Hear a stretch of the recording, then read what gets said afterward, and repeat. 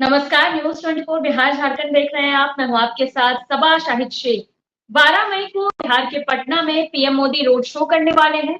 तो वहीं एक तरफ जहां बीजेपी जोर शोर से तैयारियों में लगी हुई है पीएम के रोड शो को लेकर, तो वहीं दूसरी तरफ बिहार की सियासत भी गर्मा रही। दरअसल तेजस्वी यादव ने पीएम मोदी के रोड शो पर तंज कसा। उन्होंने कहा है कि पीएम चाहे एयर शो कर ले या रोड शो, तेजस्वी जॉब शो करेंगे। तो चलिए इन्हीं तमाम बातों पर आज विस्तार से चर्चा करते हैं। चर्चा के लिए हमारे साथ तमाम गेस्ट जुड़ रहे हैं। हमारे साथ जुड़ रहे हैं बीजेपी प्रवक्ता राकेश पोद्दार जी, जेडीयू प्रवक्ता मधुरेंद्र पांडे जी, आरजेडी प्रवक्ता अरुण यादव जी, कांग्रेस प्रवक्ता हसनैन कैसर जी।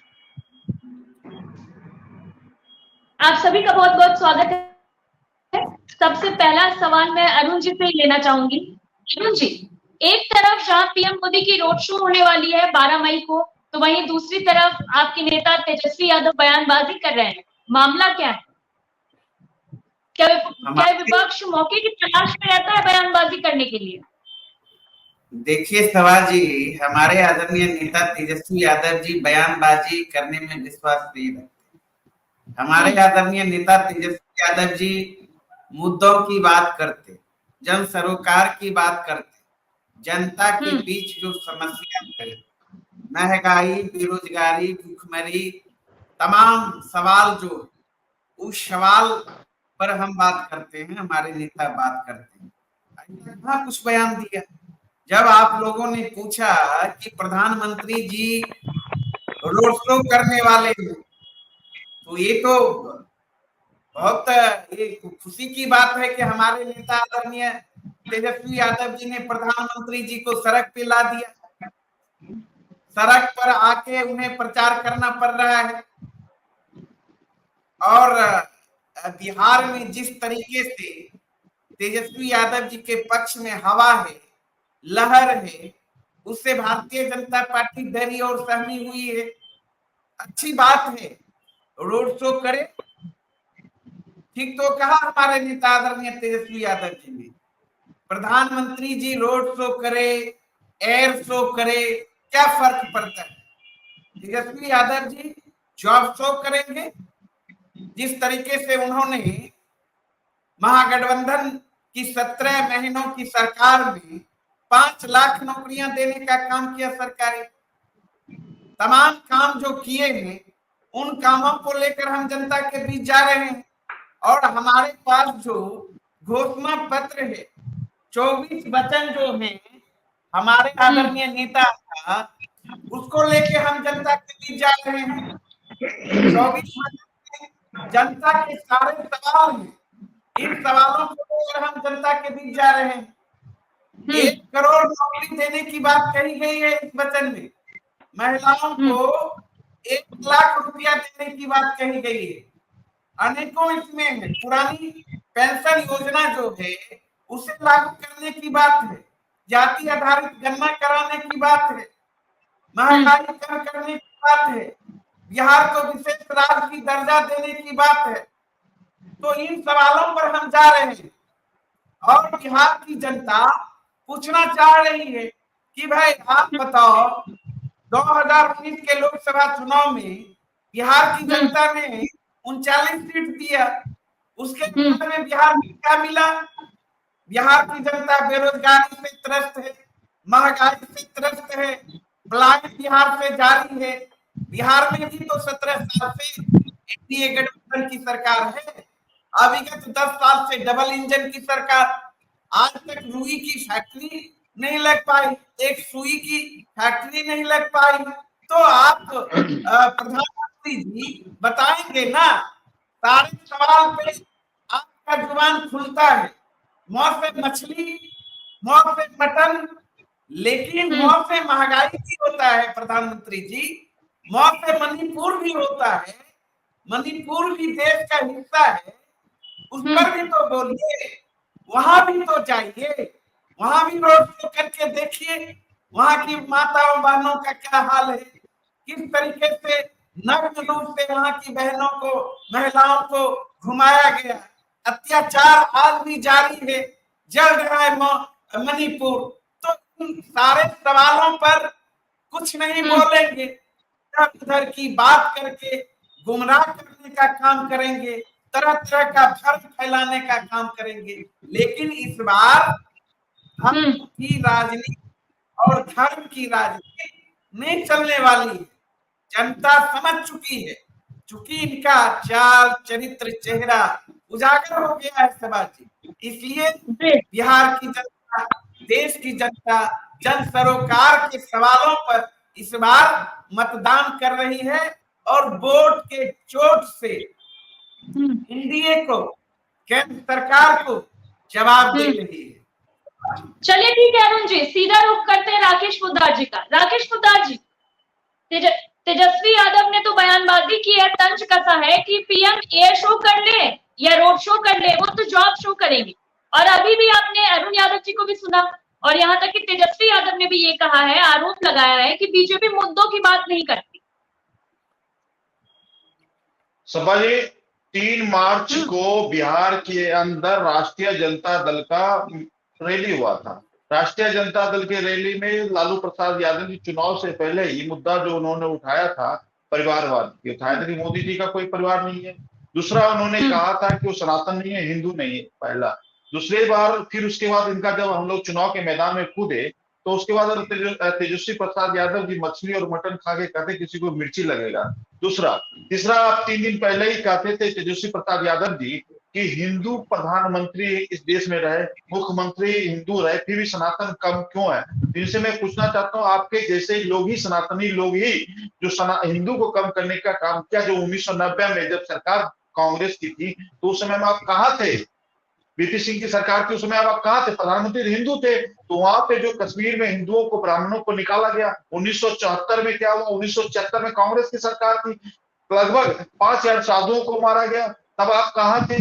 1984 में सिखों के साथ अत्याचार हुआ, सिखों के गले में टायर डालने वाले सज्जन कुमार दिल्ली कैटलर जैसे लोग थे, तब आप कहाँ थे? तो मुद्दे को भटकाने का काम ये करते हैं, मुद्दे को भटकाने का काम हम नहीं करते हैं। हमेशा इनके जितने भी नेता है सनातन को गाली देने वाले, आपने आज मैं लगभग आपके चैनल पर 1-2 साल से देख रहा हूँ, आप भी बैठते हैं, हमेशा देखते प्रोफेसर चंद्रशेखर क्या कहते हैं, इनके यहाँ के राज बहादुर, राम बहादुर कौन है विधायक, वो क्या बोलते हैं, लालू प्रसाद यादव जी क्या बोलते हैं। तो हमेशा हम लोग मुद्दे पे विकास की बात करते हैं। पहला, अगर कोई व्यक्ति धर्म पर बात उठाएगा, सनातन पे बात उठाएगा, तो अरुण जी और मैं ईंट का जवाब ईंट पत्थर से दूंगा। कोई धर्म की बात करेगा तो मैं धर्म की बात करूंगा, संविधान की बात करूंगा, संविधान की बात करूंगा। अगर लोकतंत्र की बात करेगा, लोकतंत्र की बात करूंगा। विकास की बात करेगा तो विकास की बात करूंगा। आप कांग्रेस के एक चाचा सैम पेत्रोदा क्या कहते हैं, आपने कल ही देखा, उनका क्या बयान था कि पूरब के लोग चाइनीज दिखते हैं, उत्तर भारत के लोग अंग्रेज दिखते हैं। जिस अंग्रेज को हम लोगों ने भगाया, चंद्रशेखर आजाद जैसे, सुभाष चंद्र बोस जैसे, महात्मा गांधी जैसे लोग, हमारे वीर सावरकर जैसे लोग, इन्होंने कुर्बानी दी, उनके कुर्बानी पे आप एकदम मजाक उड़ाने वाली बात करते हैं। देश गुस्से में है। दक्षिण भारत के लोग क्या कहते हैं? दक्षिण भारत के लोग अरबी दिखते हैं, अरब जैसे कंट्री दिखते हैं। हमारे देश के राष्ट्रपति महामहिम अरबी है क्या? हम कृष्ण के वंशज हैं, आप भी कृष्ण के वंशज हैं क्या? कृष्ण भगवान के रूप और आंख जो काले थे, क्या उसके मतलब आप उसको भी अत्याचार सुनने के लिए तैयार है? राजनीति में इतने अस्तर गिरा लिए। चलिए छोड़ी बात, मैं हमेशा कहता हूं कि विकास की बात होनी चाहिए, विकास के मुद्दे पे हम लोगों को चुनाव लड़ना चाहिए। हमने कहा कि 2014 में जो हमारे वादे थे, लगभग 525 वादे थे, हम लोगों ने वादे को पूरा किया, 95% वादे को पूरा किया। हम लोगों ने 235 वादे को लाए, 224 वादे को हम लोगों ने पूरा किया। उसके बाद हमारा नया एजेंडा मैं बता देना चाहता हूँ क्या हमारा नया एजेंडा है कि नए 2024-29 के बीच में हम लोग लगभग 2 करोड़ लोगों का घर बनाना है। उनके नल जल योजना के तहत उनको जोड़ने का काम करेंगे। उसके बाद हम यही कहते हैं, मैं बिजली का 200 यूनिट पैसे लूंगा, मैं बिजली फ्री देने की बात कर रहा हूँ। हमारे 70 साल के बुजुर्ग, चाहे वो गरीब है, चाहे अमीर है, चाहे मध्यम वर्गीय है, सभी के स्वास्थ्य की चिंता देश के प्रधानमंत्री खुद करेंगे। हम लोग किसानों को 6000 रुपए दे रहे, तो 6000 रुपए लगातार जाएगा। और किसानों के एससी किसान और एसटी किसान के लिए इस बजट में हम लोग लगभग 650 करोड़ रुपया उनको आत्मनिर्भर करने के लिए दिया, और एसटी किसानों के लिए लगभग 250 करोड़ रुपया हम लोगों ने आत्मनिर्भर करने के दिया। 4 करोड़ युवाओं को मुद्रा योजना के तहत हम लोग आत्मनिर्भर करेंगे 5 सालों में, मेरा एजेंडा है। और मैं एक चीज पूछना चाहता हूँ अरुण यादव जी, बिहार में विधानसभा का चुनाव नहीं हो रहा है, उत्तर प्रदेश में विधानसभा का चुनाव नहीं हो रहा है। सभा जी, मैं बड़ी गौर से बात करना चाहता हूँ आपके चैनल पे, हमारे जितने भी प्रवक्ता बैठे इसका जवाब दें। बिहार में विधानसभा का चुनाव नहीं हो रहा है, या उत्तर प्रदेश में, या झारखंड में, या दिल्ली के अंदर सभी जगह लोकसभा का चुनाव होना चाहिए। लोकसभा के चुनाव में एनडीए गठबंधन का कोई भी अपना संकल्प पत्र नहीं है, घोषणा पत्र नहीं है, सबका अपना अपना घोषणा पत्र है। मैं पूछना चाहता हूँ, क्या लालू प्रसाद यादव जी प्रधानमंत्री बनने वाले हैं, या ममता बनर्जी जी प्रधानमंत्री बनने वाले हैं, या झारखंड के हेमंत सोरेन जी प्रधानमंत्री बनने वाले हैं, या अरविंद केजरीवाल जी प्रधानमंत्री बनने वाले हैं? कोई इनका एजेंडा नहीं है, लोगों को बहलाने फुसलाने की बात कर रहे हैं। हमारे पास संकल्प पत्र है, हम भी चुनाव लड़ रहे हैं, हमारे साथ भी 28 दल की पार्टियां साथ में है। हमारा एक संकल्प पत्र है, चाहे वो चिराग पासवान जी का हो, चाहे पशुपति कुमार पारस जी का हो, चाहे जनता दल यूनाइटेड का हो। हम लोगों ने एक विजन बनाया, एक विजन पे जनता के सामने रखा पूरे देश के अंदर, सभी का, चाहे पंजाब में अगर मैं किसी के साथ चुनाव लड़ रहा हूँ, चाहे दक्षिण भारत में किसी के साथ चुनाव लड़ रहा हूँ, या पूरा पूर्व में लड़ रहा हूँ, सबका एक एकत्रित करके जनता के मुद्दे को हम लोगों ने संकल्प पत्र बनाया। लेकिन इन लोगों का अलग अलग संकल्प पत्र, अलग अलग संकल्प पत्र। समाज जी, इन्होंने कहा कि रोजगार की बात हमारे तेजस्वी प्रसाद यादव जी करना चाहते हैं। मैं स्पष्ट रूप से कहना चाहता हूं, ये जो नौकरी देने की बात कर रहे हैं, उस नौकरी का वैकेंसी जब हमारी सरकार 2020 में बनी थी, जनता दल यूनाइटेड और भारतीय जनता पार्टी का, तो उसमें हम लोगों ने कहा था कि 10 लाख नौकरी देंगे। लगभग 2021 में आपके चैनल पे सौरभ जी को पता है, हम लोगों ने वैकेंसी निकाला। सभा जी, हम लोगों ने वैकेंसी निकाला, हर पेपर में दिया कि 4.5 लाख। अरे सुनिए अरुण जी, सुनिए अरुण जी, मैंने आपको सुना क्या? फिर अपने बारे में बोलिएगा, जवाब ले लेंगे आपसे। हम लोगों ने सभा जी उसको वैकेंसी निकाला, उस वैकेंसी को नौकरी देने का काम किया। कुदरती उसमें भारतीय जनता पार्टी नहीं था, जनता दल यूनाइटेड सरकार में था। और एक देख सकते हैं, जब भी लोग नौकरी पत्र देने की बात होती थी तो बिहार के मुख्यमंत्री जी अपने हाथों से नौकरी पत्र बांटने का काम करते थे। और तेजस्वी प्रसाद यादव का एक भी फोटो नहीं लगता, जिस कारण से ये लोग बोलते थे। इनके जो शिक्षा मंत्री थे आलोक मेहता जी, जब बाद में बने, तो उनके सामने जब आलोक मेहता, सुनिए, अरे सुनिए, आलोक मेहता जी ने जब नौकरी देने की बात आई, समझी, जब नौकरी देने, तो मैं खंडन करना चाह रहा हूँ भाई साहब, आप, मैं आपसे विनती करता हूँ, मेरी बात सुन लीजिए, मैं विनती कर रहा हूँ, सुन लीजिए, मैं आपकी बात। सभा जी, जब आलोक मेहता जी ने एक बार कहा कि राष्ट्रीय जनता दल ने नौकरी देने की बात आई, उसमें आपने ही देखा होगा कि नीतीश कुमार जी ने उनका हाथ पकड़ लिया, बोला कि सरकार, बिहार सरकार की बात कीजिए, राष्ट्रीय जनता दल की बात मत कीजिए। तो नीतीश कुमार जी आज भी कह रहे हैं, मुख्यमंत्री है बिहार के, वो बार बार अपने मन से कहते कि मैंने नौकरी दी, नौकरी की बात, श्रेय लेने की बात करते हैं। जिस व्यक्ति ने नौकरी के बदले जमीन लिया हो, उस व्यक्ति ने क्या क्या, जो हमारे पूर्व लालू प्रसाद यादव जी जो है वो क्या करते हैं, चारा घोटाला किए। तो मैंने स्पष्ट रूप से कहना चाहता हूँ कि सुन लीजिए, विकास के नाम पे सभी सवाल ले लेते हैं। अब सीधा रुख करते हैं हसनैन कैसर जी का।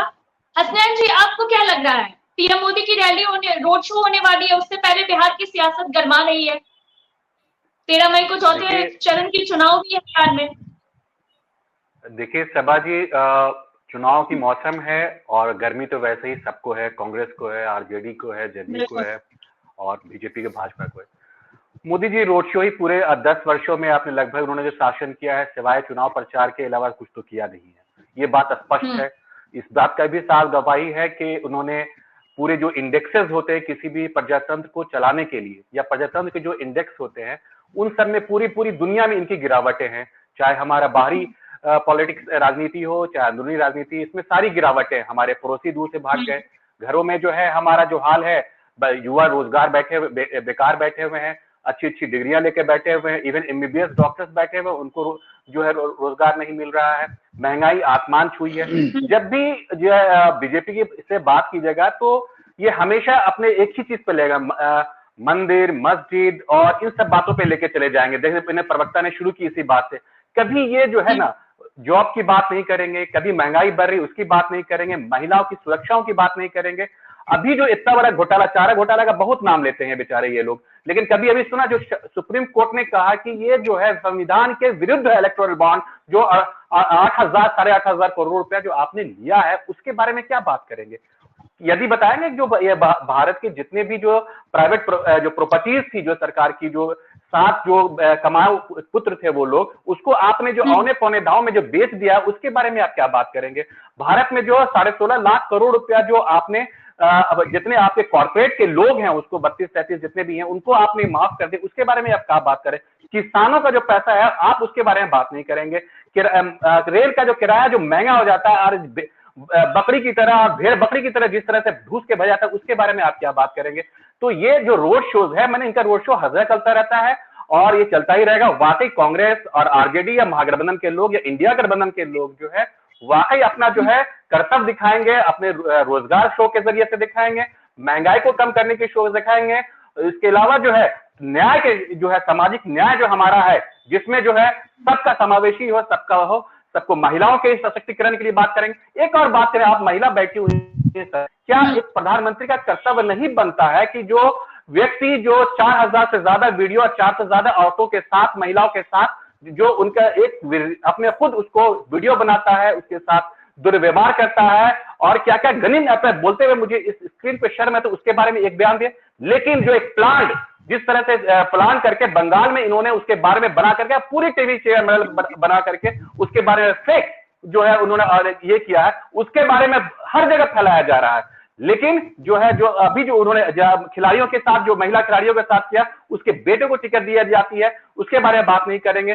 क्या जो दलित महिलाओं के साथ जो उस पे जो उसके साथ व्यवहार किया गया था, उसके बारे में बात नहीं करेंगे। जो मध्य प्रदेश में जो दलित लड़का थे, उसके पे बीजेपी के लोगों ने जो उसके पेशाब किया था, उसके बारे में उन्होंने बात नहीं करेंगे। क्या बीओचयू में जो बीजेपी जो कार्यकर्ता था, उन्होंने जो उनसे मोदी जी के साथ तस्वीर है, अमित शाह जी के साथ तस्वीर है, योगी जी के साथ तस्वीर है, उनके साथ खिंचाए हुआ, उनके साथ क्या कार्रवाई की, उसके बारे में कहीं बात करेंगे तो बात क्या होगी? ये लोग तो मटन, मुसलमान, तो मोगल, तो इन सब चीजों के बारे में बात करके लोगों को पूरी तरह से, क्योंकि ये बात को समझ में आ गया है कि वो हार रहे हैं, इनकी हताशा दिख रही है, तो अल्टीमेटली इनके बाद इन्हीं से बातों को लेकर के लोगों को उलझा करके और लोगों मुद्दे की बात होनी चाहिए। वाकई सही कहा उन्होंने, जो राहुल गांधी जी कह रहे हैं, प्रियंका जी कह रही हैं, सोनिया जी कह रहे हैं, मल्लिकार्जुन खड़गे कह रहे हैं और तेजस्वी यादव कह रहे हैं, लालू प्रसाद यादव, इंडिया गठबंधन के जितने भी लोग हैं, जो सभी लोग इस बात को कहते हैं कि भाई रोजगार की बात करो, लोगों को जो है महंगाई से निजात दिलाओ, लोगों को आपसी संबंध को सुधारने की कोशिश करो, जो नफरत के बीच जो ये बेर उससे दूर रखने की कोशिश करो, तब जाके भारत तरक्की करेगा। भारत को तरक्की करना, विश्वगुरु बनाना है। ये फकीर जो झोला चाप बोलने से जो है ना, जो भारत विश्वगुरु नहीं बन जाता है, या टीवी में बैठ करके लंबी लंबी छोड़ने से ये नहीं बन जाता है। आप देखिए वाकई संविधान कितना खतरे में, इस बात को आप देख लीजिए, समझ लीजिए कि लोग जो है खड़े हो रहे हैं, उसको हटा दिया जा रहा है। 16 जो गांधीनगर से 16 लोग जो है जो उन्होंने नॉमिनेशन किया था, उसको वापस लेने के लिए किया। अब उसकी अगर कार्रवाई, उसकी जो है इलेक्शन कमीशन अगर फेयर है, अगर इस बात को करे, इसकी जांच होनी चाहिए, चाहे वो इंदौर में हुआ, चाहे सूरत में हुआ, चाहे गांधीनगर में इस तरह की घटनाएं। तो ये संविधान जो खतरे में कर करके ये 400 का पार जो नारा क्यों देते हैं, इस बात को समझ लेंगे। ये इसलिए देते हैं कि संविधान को बदले, संविधान को बदल करके जो ये कह रहे हैं ना बार बार ये चीजें वो लागू करें, और जहां पे दलितों की, पिछड़ों की, गरीब अगरों की और जो है माइनॉरिटीज की, इन सब लोगों की जो हक को जो है दबाना और कॉर्पोरेटों को सारा धन, अभी देखिए छत्तीसगढ़ में पूरा जो है छत्तीसगढ़ में जो है पूरा इन्होंने जंगल जो है, आदिवासियों के जंगल जो है, इन्होंने औने पौने दाने अडानी ग्रुप्स को दे दिया। आपने ये बताइए क्या है ये पूरी तरह से। अभी देखिए जो है हमारे पूरे पर्यावरण का जो नुकसान हो रहा है, आप देखिए दूसरों को जो इस तरह की बातें करके, धमकी दे करके, डरा करके ईडी का देखिए पूर्व मंत्रियों को, जो मुख्यमंत्रियों को बिना कुछ सोचे समझे उसी को ईडी का प्रवर्तन निदेशालय की तरफ से उसको जाकर उसमें नॉन क्लेमेबल वारंट हो जाती है, इसको अरेस्ट करके उसमें डाल दिया। तो ये इनका जो है पूरी तरह डिक्टेटरशिप जो है, यहाँ पे प्रजातंत्र का चीरहरण जो कर करके जिस तरह से ये लोग चला रहे की कोशिश कर रहे हैं, इस तरह से जो चल रहा है जनता पूरी तरह समझ रही है। और ये देखिएगा आपको 4 जून को जो इलेक्शन का रिजल्ट आएगा, इनको इस बात को समझ में आ जाएगा।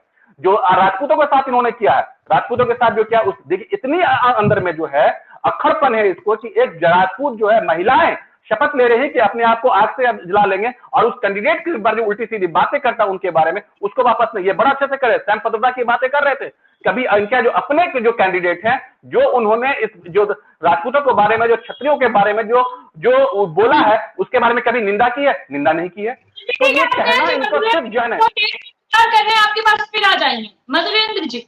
आप तब से सारे प्रवक्ताओं को सुन रहे हैं, एक तरफ आरोप लग रहा है कि एनडीए जो है, आप लोग बेतहाशा हो रहे हैं, आप लोग डर में हैं कि अब एनडीए हार रही है। और अगर आप देखें तो पीएम मोदी की रोड शो है, उससे पहले बिहार में सियासत गरमा रही है। तेजस्वी यादव कह रहे हैं कि वो यानी पीएम मोदी एयर शो करे, रोड शो करे, कुछ भी करे, वो तो जॉब शो करेंगी। तो ऐसा क्या खास जो आप शो करने वाले हैं? क्या एनडीए को इससे डरना चाहिए या तेजस्वी यादव ये सिर्फ बयानबाजी कर रहे हैं, वो खुद डरे हुए हैं? सब्बा जी, ऐसा नहीं है कि माननीय प्रधानमंत्री आदरणीय श्री नरेंद्र मोदी जी का ये पहला रोड शो है। देश के विभिन्न हिस्सों में विभिन्न जगहों पर भी वो पहले भी रोड शो किए हैं। ये तो पटना की जनता की सौभाग्य है कि अगर उनका रोड शो होता है तो उनका सानिध्य पाने का एक अवसर मिलेगा। और वो देश के प्रधानमंत्री हैं, वो कहीं भी रोड शो करें, जो करें। बात रही ये तेजस्वी यादव नेता प्रतिपक्ष की, और जो अभी अरुण जी बहुत सारे बखान कर रहे थे रोजगार की, पलायन की। सभा जी बताइए कि 55 वर्ष तक केंद्र में कांग्रेस की सत्ता रही और 15 वर्षों तक राजद और कांग्रेस के गठबंधन की सरकार रही बिहार में। 55 वर्षों में केंद्र की कांग्रेस की सरकार ने किस तरह देश की खजानों को लूटने का काम किया है, ये पूरा देश की जनता जानती है कि उनके अधिकतर मंत्रिमंडल के जो सदस्य थे कहीं न कहीं किसी न किसी घोटाले में, भ्रष्टाचार में लिप्त थे। रही बात, हम थोड़ा सा बिहार पर थोड़ा सा बता दें अरुण जी को कि ये रोजगार की बात करते हैं। 15 वर्षों में इन्होंने कितना रोजगार दिया और कितना विकास किया बिहार का, इस उपलब्धि को थोड़ा सा इनको आम सभा, लोकसभा में जो हो रही है उसमें तेजस्वी प्रसाद को बताना चाहिए कि इनके शासन काल में निरंतर हत्या, लूट, बलात्कार, अपहरण जैसी घटनाओं का अंजाम होते रहता था, नरसंहार हुआ करता था और बिहार की जनता, पूरी बिहार की उद्योग, कल कारखाने सब इन्हीं की शासन में बंद हुई है। तो बेरोजगार करने का काम किसने किया? ईमानदारी से बताइए। कांग्रेस के रीजन में और राजद के शासनकाल में बिहार की जितनी भी कंपनियां थी, छोटे छोटे मिल, चीनी उद्योग, डालमिया नगर की फैक्ट्रियां सब बंद हो गई। तो वो जब बंद हो गया तो उसके जो कर्मचारी थे वो तो पलायन करेंगे ना बिहार से, तो उसको बेरोजगार करने का जिम्मेदारी कौन लेता है? बेरोजगारी तो इन्होंने दिया है। इनके शासनकाल में सिर्फ यही हुआ है कि अपहरण के उद्योग बहुत खुले हैं, फले फूले हैं। इनके में इतनी क्षमता थी कि इनके जनप्रतिनिधि बिहार में क्या क्या तांडव किए हैं भूल गए। चंपा विश्वास कांड को भूल गए अरुण जी हैं? वो लोग कांड करके एक अन्य मार्ग में, अपहरण करता एक अन्य मार्ग में, रेपिस्ट एक अन्य मार्ग का शोभा बढ़ाता था। और आज बिहार से पूछ रहे हैं, बिहार के माननीय मुख्यमंत्री और बिहार की जनता से कि कैसे क्या हुआ। आपको 15 वर्षों की जो उपलब्धि थी वो बतानी चाहिए कि आपने कितना बेरोजगारी दिए। बेरोजगारी का तो फौज आपने खड़ा किया। शिक्षा का जो गिरता हुआ स्तर था ये आपकी देन है, राजद की देन है। चिकित्सा नाम की चिकित्सा क्षेत्र में कौन सी उपलब्धि थी जरा बताइए तो। आज तो हर कॉलेज में माननीय मुख्यमंत्री नीतीश कुमार जी मेडिकल कॉलेज खोल रहे हैं, 2 एम्स हो गए। शिक्षा के क्षेत्र में एएनएम कॉलेज खुल रहा है, मेडिकल कॉलेज खुल रहा है, बहुत सारी यूनिवर्सिटियां भी खुली हैं। इसके बावजूद भी इन्हें विकास नहीं दिखाई देता। हर घर में माननीय मुख्यमंत्री नीतीश कुमार जी का कोई भी कार्यक्रम एवं योजना जिसका लाभ नहीं मिला हो।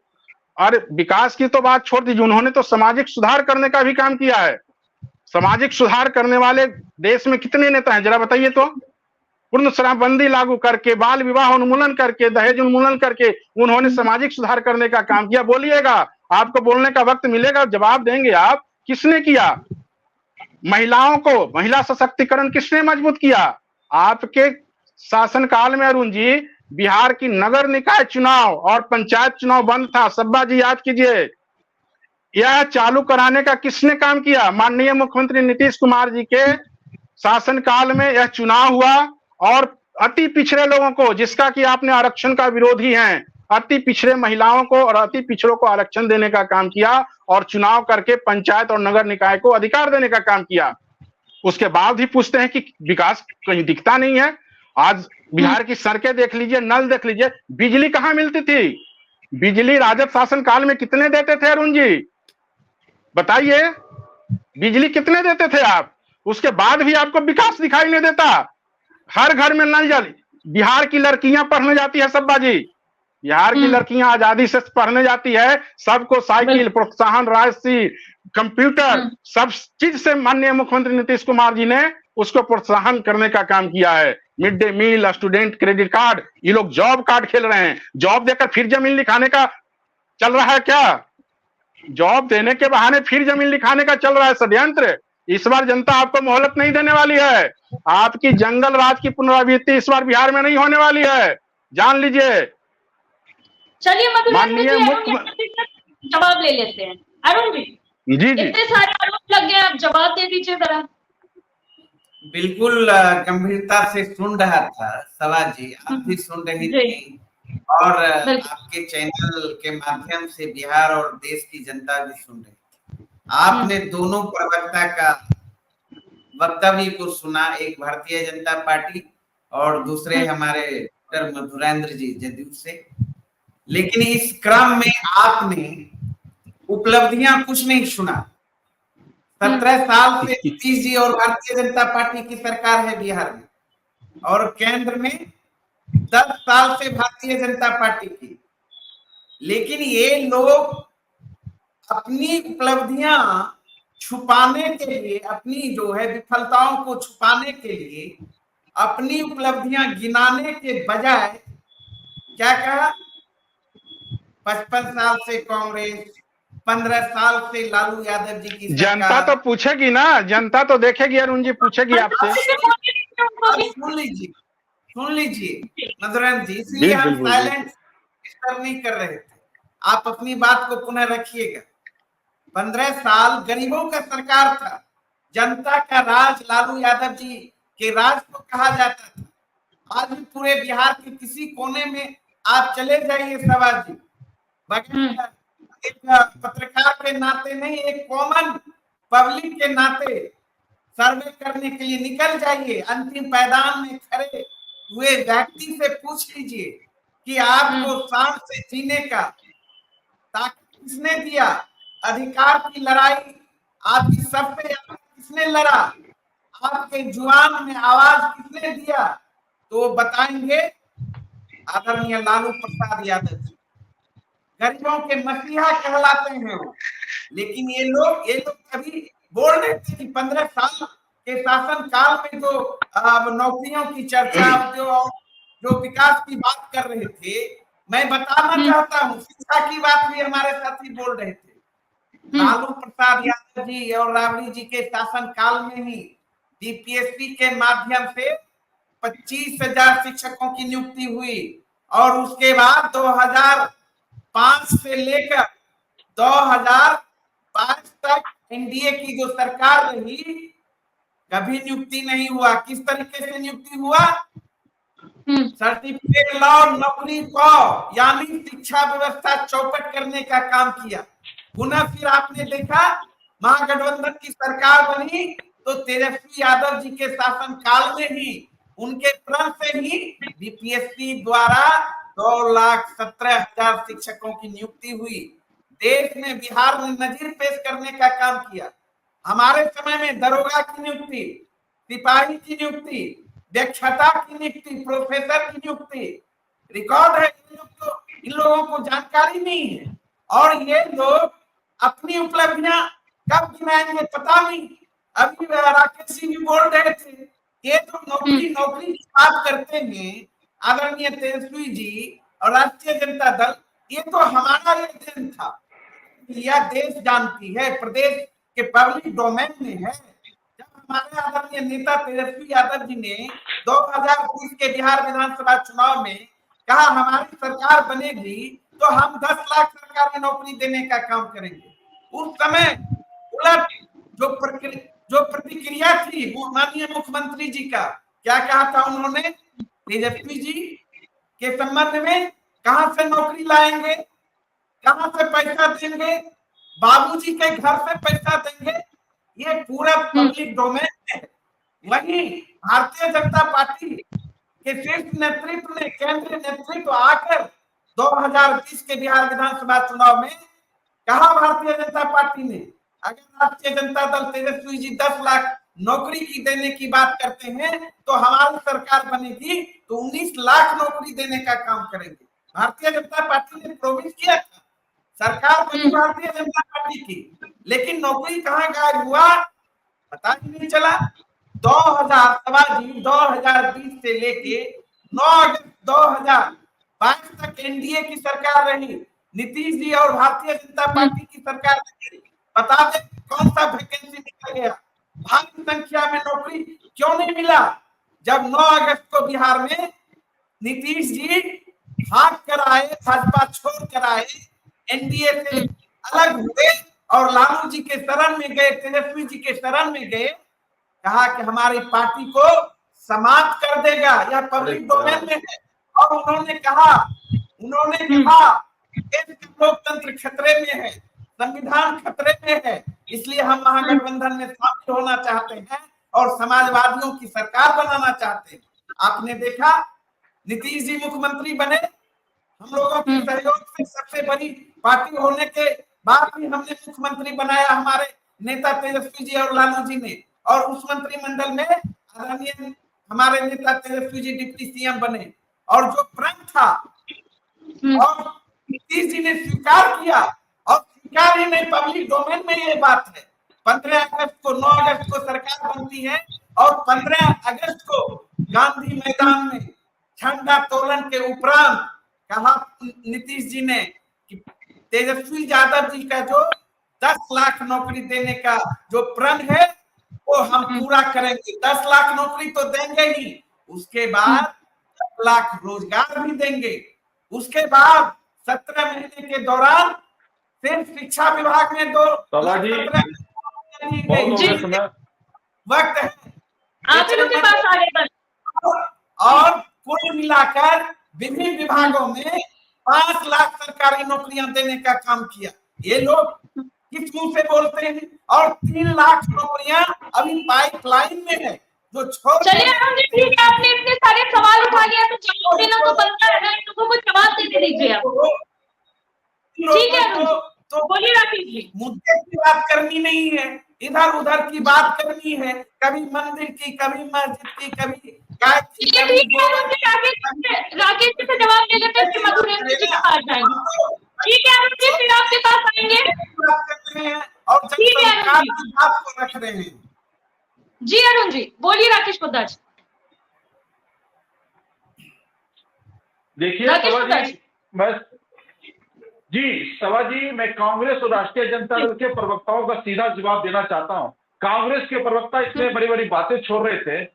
देश ने चंद्रयान को लॉन्च किया तो हम लोगों ने कामयाबी पा गए, लेकिन हमारी माता सोनिया गांधी जी 4 बार राहुल गांधी जी को लॉन्च किए, लेकिन एक बार भी कामयाब नहीं हुए। सकारात्मक राजनीति नहीं करती। दूसरी बात, हमने कहा इन्होंने काम की बात की, तो मैंने स्पष्ट रूप से कहना चाहता हूं कि रोजगार हम लोगों ने 3.5 करोड़ लोगों को आत्मनिर्भर किया, 1 करोड़ लोगों को सरकारी नौकरी दी। मतलब 17 राज्यों में जहां हमारी सरकार है वहां मिला के 1 करोड़ नौकरी देने का काम किया और 1 करोड़ लोगों को प्राइवेट सेक्टर में नौकरी दी। और उसके बाद देश के प्रधानमंत्री ने अपने हाथों से 2022 और 23 के बीच में 10 लाख नौकरी अपने हाथों से नियुक्ति पत्र देने का काम किया।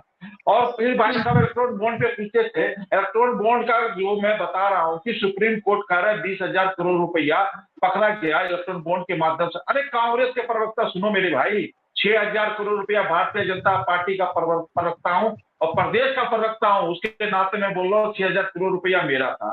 तो आप बताइए 14,000 करोड़ रुपया किसका था? कांग्रेस का था कि किसका था? और राष्ट्रीय जनता दल के आदमी यहाँ बैठे हुए हैं, इनसे मैं पूछना चाहता हूँ कि शराब की कंपनी है, अभी चुनाव खत्म हो रहा है, उसका भी उजागर होगा।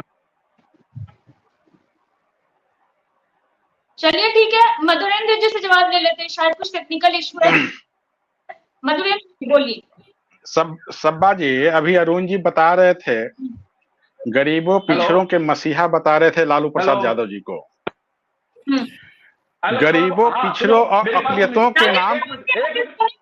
मधुरेंद्र जी के पास जवाब बोलिए। मधुरेंद्र इलेक्ट्रॉनिक बॉन्ड की बात जी, इलेक्ट्रॉनिक बॉन्ड की बात करना चाहता हूं। बंगाल की कंपनी, शराब की कंपनी है, उससे राष्ट्रीय जनता दल ने पैसा लिया और 4 दिन के बाद उसका उजागर करेंगे। और इन्होंने अंबानी अडानी की बात की। राजस्थान में इनकी सरकार थी, गहलोत साहब ने एमओए साइन किया था, वहां पे एक स्टेडियम बनाना था। छत्तीसगढ़ में बघेल साहब ने इनसे साइन की, उनसे पैसा लिया था अडानी से। और मैं अभी बता देता हूँ, अभी खुद राहुल गांधी कभी अडानी अंबानी के नाम क्यों नहीं ले रहे? इसलिए ले रहे हैं कि तेलंगाना के नए मुख्यमंत्री उन्होंने उससे एमओयू साइन किया वहां पे प्रोजेक्ट लगाने के लिए, इसलिए अंबानी अडानी का नाम नहीं लेते। दूसरी बात, इन्होंने कर्नाटक की बात कही। सरकार किसकी है? रेफीज क्यों भागा? 3 साल से 4 साल से वह चल रहे थे मामले, और जो आज के सांसद हैं, वो जो चुनाव लड़ रहे थे उनके विपक्ष में, उन्होंने वीडियो लाया। क्यों लाया? आपने लाभ के लिए उस महिलाओं की आपने अत्याचार पे उजागर किया। इसका मतलब है कि आपने महिलाओं का सम्मान नहीं किया। आपकी सरकार की आप क्यों चुप थे? दूसरी बात आपने कहा विकास की बात है। ठीक है, ठीक है राकेश जी, समय की कमी है, समय की मैं सब्बा जी थोड़ा हमको बोल देने दीजिए, जवाब देने दीजिए अरुण जी को। ये बार बार ये लोग कहते हैं कि हम गरीबों पिछड़ों के मसीहा हैं माननीय लालू प्रसाद जी। वो कितने बड़े मसीहा हैं। सुनिए सुनिए अरुण जी, अरुण जी सुनिए ना, अरुण जी सुनिए ना, 1 मिनट सुनिए ना अरुण जी। अरे आप कितना गरीबों के और अति पिछड़ों के हितैषी हम बता दे रहे हैं इसी चैनल पर, सुनिए ना। जब मंडल कमीशन लागू हो रहा था तो इसका श्रेय ले रहे हैं कौन? लालू प्रसाद जी की हमने मंडल कमीशन लागू करवाया। लालू प्रसाद जी का देश के प्रधानमंत्री थे क्या कि उन्होंने लागू कराया? प्रधानमंत्री कौन थे? विश्वनाथ प्रताप सिंह जी। और रही बात मंडल कमीशन की, जब लागू करने की बात हो रही थी और जब सारे देश के सांसद आपको 31 मार्च से 18 मई 1979 में जब दौरा कर रहे थे तो उस बैठक में लालू प्रसाद जी एक बार भी नहीं बैठक में गए। और माननीय नीतीश कुमार जी ने कर्पूरी फार्मूला लागू करके अति पिछड़ों का जो दिलाने का काम किया आरक्षण, उसके भी धूर विरोधी रहे हैं माननीय लालू प्रसाद जी। इसको बताना चाहिए ना आपको। सुनना, पहले सुनिए ना थोड़ा सा अरुण जी, थोड़ा सा अरुण जी सुन लीजिए ना। गरीबों और अति पिछड़ों का असली, गरीबों और अति पिछड़ों का अगर असली मसीहा कोई है तो वो है माननीय नीतीश कुमार जी हैं, जिन्होंने अति पिछड़ों और पिछड़ों को आरक्षण दिलाने का काम किया। ठीक है अरुण जी, समय की सवाल हसनैन जी से लेना चाहूंगी। अरुण जी ठीक है, 4 तारीख अरुण जी 4 तारीख समय की कमी है, बात समझिए। आखिरी सवाल हसनैन जी से लेना चाहूंगी। जी अरुण जी ठीक है, अरुण जी ठीक है, हसनैन जी से सवाल ले लेते हैं, वो भी है यहाँ पे पैनल में। हसनैन जी, अगर बात करें जैसे नौकरी की बात हो रही है, अरुण यादव जी का कहना है कि तेजस्वी यादव ने नौकरी दी, मधुरेंद्र जी का कहना है कि नीतीश कुमार ने नौकरी दी। बात तो सही है कि दोनों ने मिलकर नौकरी दी, ठीक है, लेकिन नौकरी किसने दी इसकी क्रेडिट लेने की होड़ तो पूरी मची हुई है, लेकिन जो गड़बड़ियां हुई, जो कमियां आई, उसका क्रेडिट कौन लेगा? उस पर तो कोई बात नहीं करता, चाहे जेडीयू और जेडी हो। देखिए सरकार बनती है तो बिहार की चिंता की करें, मैं भी बिहार से हूँ, आप लोग सब बिहार से, तो जो गलती जो कमियां आई है उसके बारे में भी तो सोचना चाहिए ना। देखिए सभा जी, ऐसा है कि अभी सब सरकार जब बनती है तो उसमें जो जो घटक दल होते हैं, चाहे आरजेडी के हों, जदयू के हैं, कांग्रेस के हों या माले के हों, ये सारे घटक दल हो, सबको श्रेय मिलना चाहिए। और इसमें मैं इस बात से साइड करता हूँ कि अगर नीतीश कुमार की सरकार थी उस वक्त, तो उसमें जो है कांग्रेस भी घटक दल थी और ये आरजेडी भी थी, तो तेजस्वी यादव ने भी उसमें कोशिशें की और उनके डिपार्टमेंट के से ही ज्यादातर नौकरियां निकली हैं। उसका श्रेय सबको मिलना ही चाहिए और जो कि जिस डिपार्टमेंट से किया उसको ज्यादा मिलना चाहिए। मैं यहाँ पे असल में राकेश जी पोद्दार जी उनकी बातों का मैं कहना चाह रहा हूँ। बड़ा अजीब बात लगता है, अभी कर्नाटक की उन्होंने बात कही थी। देखिए देश से कोई जो बात आता है, जो फ्रांस या फ्रैंकफर्ट पे जो बंदा वो गया, जो रेपिस्ट है, मास रेपिस्ट जो वो गया है, ये डेमोक्रेटिक पासपोर्ट पे गया है। ये कर्नाटक सरकार का हिस्सा होता है कि भारत सरकार का हिस्सा होता है, ये बताइए। क्या एक उसी व्यक्ति के लिए हफ्ता दिन के अंदर में मोदी जी ने वोट मांगा था, फोटो उसके साथ खिलाया था कि कांग्रेस के सरकार ने किया था? ये बात स्पष्ट करवा दीजिए। देखिए एक तो बड़ा अजीब हादपद है, एक वैसा व्यक्ति जो पीएम पद पे बैठ करके परिवार, ऐसा भारत के इतिहास में आज तक नहीं हुआ। ये बहुत दूसरों को गाली बकते हैं, नेहरू को और गांधी को और इसको उसको, लेकिन जो पीएम पद पे बैठ करके इस तरह से निष्क्रिय बातें करता है, इसका आचरण इस तरह से जो कि बहुत ही हास्यास्पद, आज जाकर के इंटरनेशनल अखबारों को पढ़ते, ये लोग तो पढ़ते नहीं ना है क्योंकि बस इनको 5 चीज चाहिए, हिंदू, मुसलमान, मंदिर, मस्जिद, पाकिस्तान, इसके अलावा कुछ नहीं। इंटरनेशनल अखबार में, कल के अखबार में आया। सुनिए, प्रधानमंत्री के ऊपर आरोप मत लगाइए। अरे हमारे आपको मानना होगा कि प्रधानमंत्री ने ऐसा है जो निकाल के बाद प्रधानमंत्री आपका जो है मुसलमान, मसल, मुगल और जो है इस पर बात करता है आपका प्रधानमंत्री के पद को जो है उसने गरिमाहीन कर दिया, उसने ऐसा व्यक्ति है उसने, समझ गए? इस बात को समझना होगा। ऐसा कोई भी आज तक व्यक्ति नहीं हुआ जिसने प्रधानमंत्री पद को रहते हुए इस तरह की बातें करता हो। आप उठा के देख लीजिए आज आपके इंटरनेशनल अखबार में, अरे अखबार में क्या बोल रहा है जाके, तो उसमें क्या है, उसमें जाके समझ लो जाके उसमें क्या है, कितना घृणित भारत के बारे में। एक प्रधानमंत्री जब बैठा हुआ रहता है वो देश का होता है, वो देश को रिप्रेजेंट करता है, पूरे दुनिया में उसको रिप्रेजेंट करता है। किस तरह की बातें बोली जा रही है, आज जाके पढ़ा न्यूयॉर्क टाइम्स में, पढ़ा वॉल स्ट्रीट जर्नल में जाके पढ़ा, वो पढ़ा जाकर आपने न्यूयॉर्क टाइम्स में नहीं पढ़ा आपने, उसको देखे किस बात है, कल की खबर है, इसको पढ़िए जा करके। ये हमें भी जान करके इस बात को बहुत ही अफसोस होती है कि एक मास रेपिस्ट को आपने वहां से भगा दिया। क्या अपने तो इस तरह की बातें की कमी है। बहुत बहुत शुक्रिया सभी का हमारे साथ जुड़ने के लिए। ठीक है, धन्यवाद। दरअसल चौथे चरण का चुनाव नजदीक है। बिहार में लोकसभा चुनाव का चौथा चरण 13 मई को। इस बीच पटना में पीएम मोदी की रोड शो होने वाले, पीएम मोदी का 12 मई को। लेकिन इस बीच तेजस्वी यादव तंज कसना शुरू कर दिए हैं पीएम मोदी पे, और इन सब के बीच चाहे वो इंडिया गठबंधन हो या एनडीए गठबंधन हो, दोनों अपनी अपनी तैयारियों में लगी हुई है। हालांकि फैसला तो अब 4 जून को आएगा कि किसकी जीत और किसकी हार होती है। फिलहाल के लिए नहीं, देखते रहिए न्यूज़ 24 बिहार झारखंड। अगर आपको ये वीडियो अच्छा लगा तो इसे लाइक, शेयर और सब्सक्राइब जरूर करें। आप अपनी राय हमें कमेंट करके भी जरूर बताएं। नमस्कार।